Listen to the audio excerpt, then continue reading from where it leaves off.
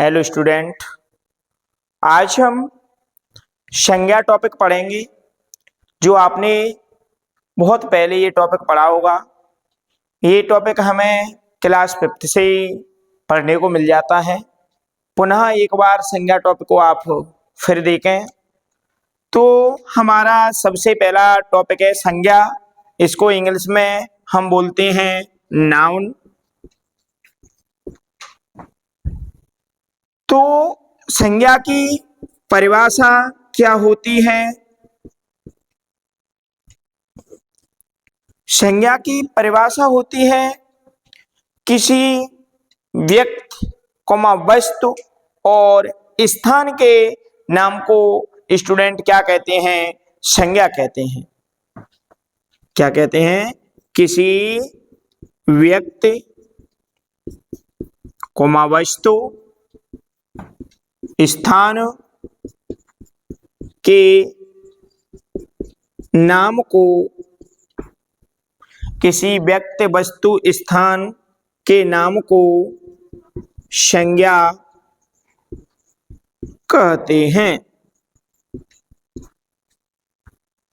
अगर पूछ लिया जाए कि संज्ञा की परिभाषा क्या है, तो आपको जहां भी किसी भी व्यक्ति का नाम, किसी भी वस्तु का नाम, किसी भी स्थान का नाम दिखे, वो संज्ञा शब्द कहलाता है। तो स्टूडेंट इसका उदाहरण भी समझेंगे आप एक बार। व्यक्ति का नाम आप कोई भी ले सकते हैं, जैसे कोमल, सोहन। वस्तु ले सकते हैं मोबाइल, टेलीफोन। स्थान ले सकते हैं ग्वालियर, कैलारस। चाहे किसी भी व्यक्ति का नाम हो, चाहे किसी भी वस्तु का नाम हो, चाहे किसी भी स्थान का नाम हो, स्टूडेंट क्या कहलाता है? वो संज्ञा कहलाता है। अब क्वेश्चन बनता है कि संज्ञा के कितने प्रकार होते हैं? तो संज्ञा के प्रकार पढ़ेंगे स्टूडेंट। तो संज्ञा के 3 प्रकार होते हैं। अगर आपसे पूछ लिया जाए कि मुख्य रूप से संज्ञा के कितने प्रकार होते हैं, तो मुख्य रूप से संज्ञा के 3 प्रकार होते हैं। वो प्रकार 3 कौन कौन से हैं, वो अभी हम आपको समझा देते हैं। सबसे पहला होता है आपका व्यक्तिवाचक संज्ञा। दूसरा होता है आपका जातिवाचक संज्ञा। और तीसरा होता है आपका भाववाचक संज्ञा। तो स्टूडेंट संज्ञा के कितने प्रकार होते हैं? संज्ञा के 3 प्रकार होते हैं। नंबर 1 व्यक्तिवाचक संज्ञा, नंबर 2 जातिवाचक संज्ञा और नंबर 3 भाववाचक संज्ञा। अगला क्वेश्चन आपके लिए बन जाए कि जातिवाचक संज्ञा के कितने भेद होते हैं? तो जातिवाचक संज्ञा के आपके 2 भेद होते हैं। वो 2 भेद कौन कौन से होते हैं, वो आप एक बार देखें। जातिवाचक संज्ञा के 2 भेद होते हैं। पहला होता है समूहवाचक संज्ञा और दूसरा होता है आपका पदार्थवाचक संज्ञा। पदार्थ का दूसरा नाम होता है द्रव्यवाचक संज्ञा। तो स्टूडेंट अगर आपसे पूछ लिया जाए कि जातिवाचक संज्ञा के कितने भेद होते हैं, तो जातिवाचक संज्ञा के आपके 2 भेद होते हैं। एक होती है आपकी द्रव्यवाचक संज्ञा या पदार्थवाचक संज्ञा और एक होती है आपकी समूहवाचक संज्ञा। तो एक बार आप इसे क्लियर करें। आपका क्वेश्चन कैसे कैसे बन सकता है ये भी हम आपको बता देते हैं। तो स्टूडेंट कभी भी अगर कहीं आपको व्यक्ति का नाम दिख सकता है, वस्तु का नाम दिखे और स्थान का नाम दिखे, वहां वो जो शब्द होते हैं व्यक्ति वस्तु स्थान के नाम, वो क्या कहलाते हैं? संज्ञा कहलाते हैं। तो ये तो आपकी संज्ञा की परिभाषा के लिए केवल आपको 3 नाम ध्यान रखने हैं। अगला, आप उदाहरण लिख ही सकते हैं किसी व्यक्ति वस्तु स्थान के नाम, इसमें आप आदि जोड़ सकते हैं नामों के पीछे, और अनेक होते हैं। इसके बाद अगर क्वेश्चन बनता है कि काइंड्स ऑफ नाउन, संज्ञा के कितने प्रकार होते हैं, तो संज्ञा के 3 प्रकार होते हैं। संज्ञा के प्रकार में हमारा सबसे पहला था व्यक्तिवाचक संज्ञा। कौन सा था? व्यक्तिवाचक संज्ञा। तो स्टूडेंट, व्यक्तिवाचक संज्ञा की परिभाषा क्या होती है? सबसे सरल परिभाषा है, ऐसी संज्ञा जिसमें व्यक्तिगत रूप से, ऐसी संज्ञा जिसमें व्यक्तिगत रूप से किसी व्यक्ति, तीनों नाम आपको ध्यान रखना है, व्यक्ति कोमा वस्तु कोमा स्थान, व्यक्ति वस्तु कोमा स्थान के नाम का बोध होता है। ऐसी संज्ञा जिसमें व्यक्तिगत रूप से किसी व्यक्ति वस्तु स्थान के नाम का बोध होता है, उसे स्टूडेंट क्या कहते हैं? उसे व्यक्तिवाचक संज्ञा कहते हैं। उसे व्यक्तिवाचक संज्ञा कहते हैं।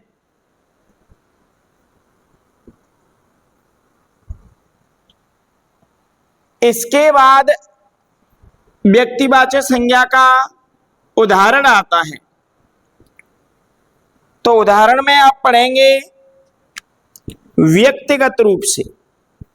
व्यक्तिगत रूप से मतलब प्रॉपर रूप से उसी व्यक्ति को इंडिकेट किया जाएगा, वही व्यक्ति का नाम लिया जाएगा। जैसे हम बोल दें क्लास में कि मोहन खड़े हो जाइए, तो क्लास के अंदर मोहन नाम का जो बच्चा होगा वो ही खड़ा होगा। लेकिन हमने बोल दिया कि लड़के खड़े हो जाइए, तो ये संपूर्ण जाति का नाम है लड़के, तो सभी लड़के खड़े हो जाएंगे। तो अभी यहाँ कौन सी पढ़ रहे हैं हम? व्यक्तिवाचक। तो प्रॉपर नाम मोहन, किसी व्यक्ति का नाम हो सकता है सोहन, ऐसे ही व्यक्ति वस्तु का नाम ले सकते हैं आप। जैसे आप ले सकते हैं नोकिया फोन। अगर आप शॉप पर गए, दुकान पर गए, आपने कहा कि भाई साहब फोन दिखाना, तो वो आपसे सबसे पहला क्वेश्चन यही करेगा कि आपको कौन सी कंपनी का फोन चाहिए।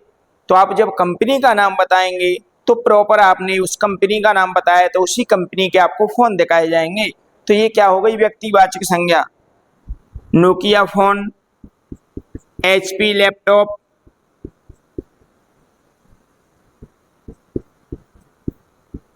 व्यक्ति हो गया, वस्तु हो गई, स्थान। स्थान में आप प्रॉपर बात कर सकते हैं कैलारस, मोरेना। ऐसी संज्ञा जिसमें व्यक्तिगत रूप से किसी व्यक्ति कोमा वस्तु कोमा स्थान के नाम का बोध होता है, माने प्रॉपर रूप से इनकी बात होती है, तो स्टूडेंट वह हमारी संज्ञा होती है व्यक्तिवाचक संज्ञा। इसके बाद थी स्टूडेंट हमारी संज्ञा जातिवाचक संज्ञा। जातिवाचक संज्ञा। व्यक्तिवाचक संज्ञा आपने इंग्लिश में पढ़ी होगी प्रॉपर नाउन, जातिवाचक कॉमन नाउन। तो जो जातिवाचक संज्ञा है, इसके नाम से ही इसकी परिभाषा होगी, ऐसी संज्ञा जिसमें किसी व्यक्ति कोमा वस्तु कोमा स्थान व्यक्ति वस्तु स्थान की जाति का बोध होता है,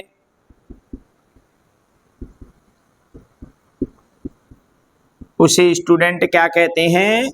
उसे जातिवाचक संज्ञा कहते हैं।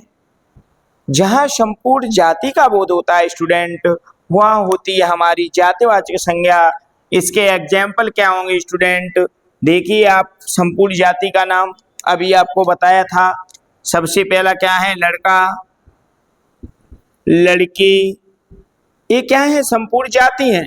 प्रॉपर हम किसी का नाम नहीं ले रहे हैं, जाति की बात कर रहे हैं। इसके बाद ले सकते हैं आप व्यक्ति वस्तु में ले सकते हैं, आप ऊपर लिए उसी हिसाब से ले सकते हैं आप मोबाइल। अब मोबाइल अगर आप दुकान पर जाके बोल रहे हैं मोबाइल दिखाना, तो फिर दुकानदार सोच में पड़ जाएगा भाई कौन सी मोबाइल दिखानी, अगर आप नाम नहीं बताएंगे तो मोबाइल। इसके बाद लैपटॉप, और जाति का नाम आ रहा है तो शहर।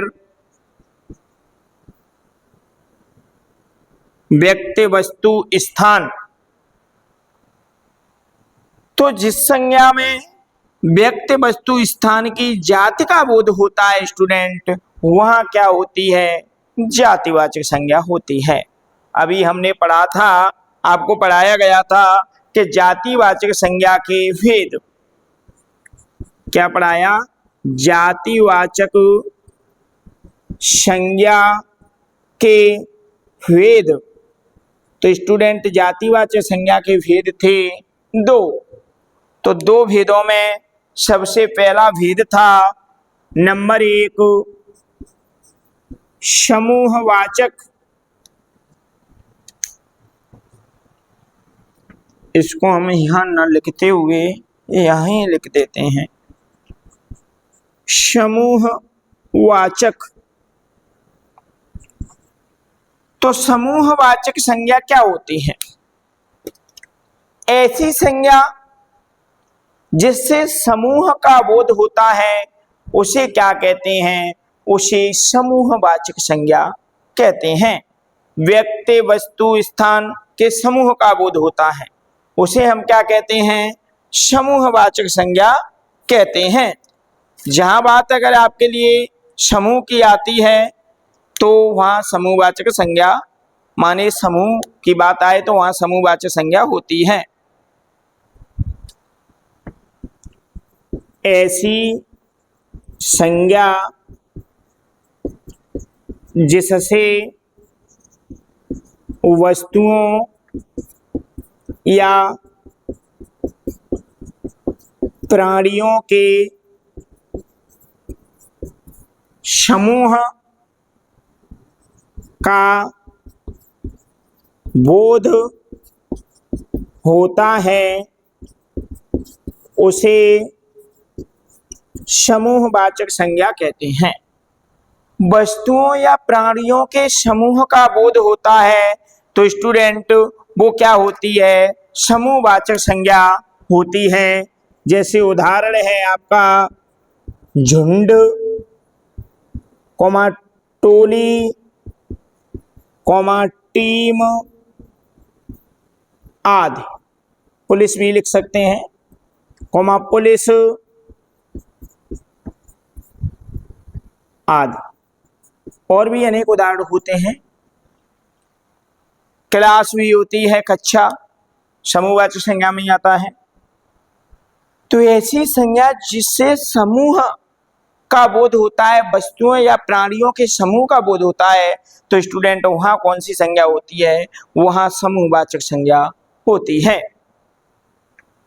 तो अभी आप एक बार यहां तक नोट करें, उसके बाद आगे चलते हैं। अगर आपको दिक्कत हो तो एक बार पुनः समझा देते हैं कि व्यक्तिवाचक संज्ञा में क्या है, प्रॉपर बात की जाएगी व्यक्तिगत रूप से उस व्यक्ति या वस्तु की। तो जहां व्यक्तिगत रूप से किसी व्यक्ति वस्तु स्थान के नाम का बोध होता है, वह स्टूडेंट कौन सी होती है? व्यक्तिवाचक संज्ञा होती है। 3 शब्द तो आपको ध्यान ही रखने हैं, जैसे मोहन है, सोहन है, और मोबाइल की बात आती है तो नोकिया का फोन, HP का लैपटॉप, कैलारस, मुरैना, ये क्या है? आपकी व्यक्तिवाचक संज्ञा के उदाहरण हैं। इसके बाद थी आपकी जातिवाचक संज्ञा, ऐसी संज्ञा जिसमें किसी व्यक्ति वस्तु स्थान की जाति का बोध होता है, संपूर्ण जाति का वर्णन होता है, तो स्टूडेंट वहां होती है जातिवाचक संज्ञा। जैसे लड़का संपूर्ण जाति है, लड़की संपूर्ण जाति है, मोबाइल संपूर्ण जितनी भी मोबाइल है उनकी बात चल रही है, लैपटॉप जितने भी लैपटॉप है उनकी बात है, शहर माने जितनी भी सिटी है उनकी बात है। तो जहाँ संपूर्ण जाति की बात होती है स्टूडेंट, तो वहाँ होती है आपकी जातिवाचक संज्ञा। और इसके बाद स्टूडेंट है हमारी जातिवाचक संज्ञा के भेद। तो जातिवाचक संज्ञा के कितने भेद होते हैं? तो जातिवाचक संज्ञा के मात्र और मात्र दो ही भेद होते हैं। एक होता है आपका समूहवाचक और एक होता है द्रव्यवाचक। तो समूहवाचक हमने आपको यहाँ पर समझाया है, एक बार समझें पुनः कि ऐसी संज्ञा जिसमें वस्तुओं या प्राणियों के समूह का बोध होता है, तो स्टूडेंट वहाँ होती है समूहवाचक संज्ञा। जैसे झुंड, झुंड समूह वाली बात है, टोली समूह में लोग रहते हैं, टीम में भी समूह में रहते हैं, पुलिस भी हमेशा समूह में आती है। इसके एक बार आप नोट करें, उसके बाद आगे चलते हैं।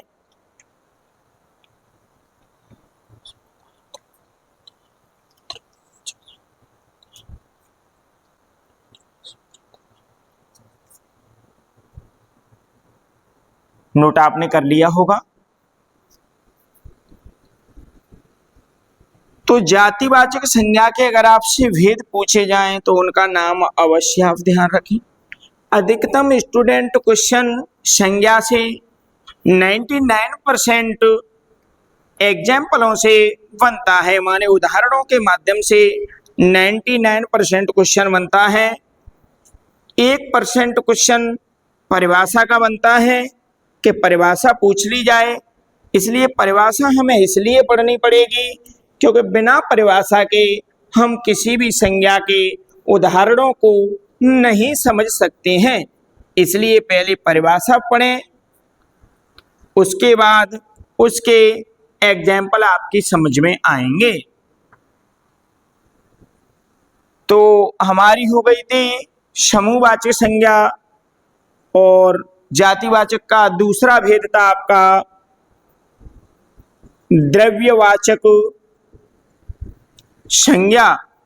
और स्टूडेंट इसका एक और नाम आपको लिखाया गया था पदार्थ वाचक संज्ञा, द्रव्यवाचक संज्ञा या पदार्थवाचक संज्ञा। तो द्रव्यवाचक संज्ञा या पदार्थवाचक संज्ञा थी, इसकी भी परिभाषा ऐसी है, ऐसी संज्ञा जिससे क्या होता है, किसी की ऐसी संज्ञा जिससे किसी पदार्थ का बोध होता है उसे क्या कहती हैं? पदार्थवाचक संज्ञा कहते हैं। ऐसी संज्ञा जिससे किसी पदार्थ का बोध होता है,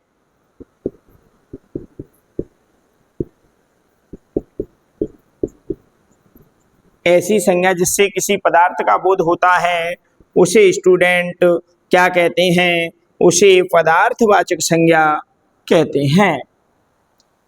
इसके बाद पदार्थवाचक संज्ञा का उदाहरण और पदार्थ आपने पढ़े ही होंगे, हम आपको समझा देते हैं।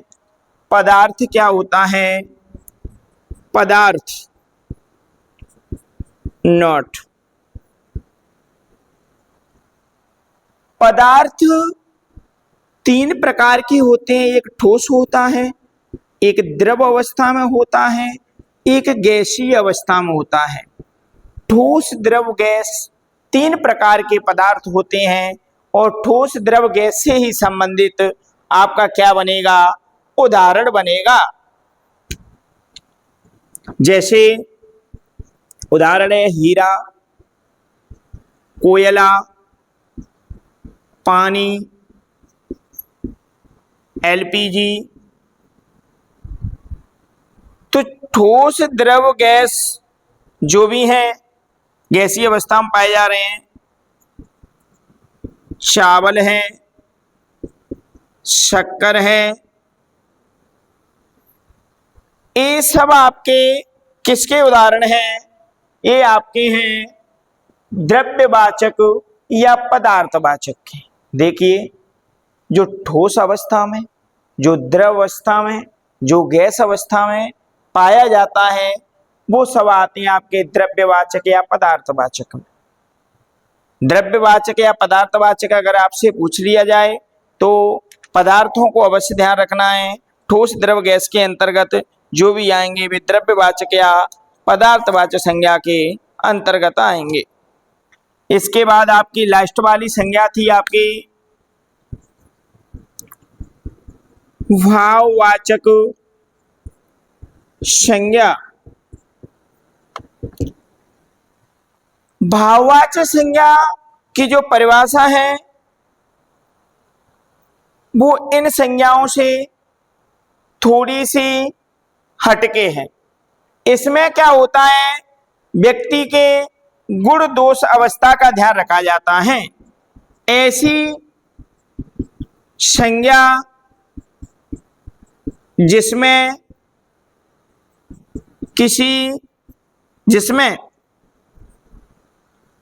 गुण कौमा दोष कौमा अवस्था, ऐसी संज्ञा जिसमें गुण दोष अवस्था आदि का बोध होता है, उसे स्टूडेंट क्या कहते हैं? उसे भाववाचक संज्ञा कहते हैं। माने जिस संज्ञा में किसी के गुण का या दोष का या उसकी अवस्था का वर्णन किया जाता है वहां भाववाचक संज्ञा होती है। इसका उदाहरण समझें आप। गुण में ईमानदारी, अच्छाई, दोष में आपका आता है बुराई, ईमानदारी, अच्छाई, बुराई आ गई आपकी दोष में, और आ जाता है बेईमानी। इसके बाद अवस्था। अवस्था देखो आपने पढ़ी होंगी, बचपन, युवा अवस्था पढ़ी होगी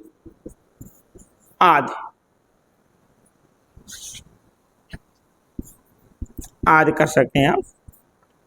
तो जिसमें क्या है, गुण दोष अवस्था का वर्णन होता है तो स्टूडेंट वह हमारी होती है भाववाचक संज्ञा। तो यहां तक आपके संज्ञा कंप्लीट हुई। इसके बाद संज्ञा से एक क्वेश्चन और बन जाता है कि गणना के आधार पर संज्ञा के कितने प्रकार होते हैं। क्या बन जाता है? गणना के आधार पर संज्ञा के प्रकार। यहीं लिख देते हैं, आपका पेन कहाँ गया?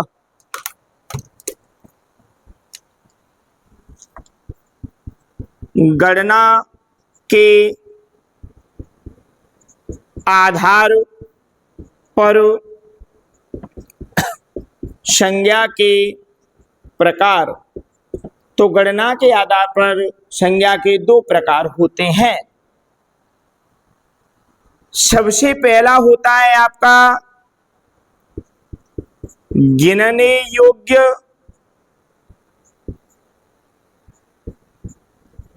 दूसरा होता है न गिनने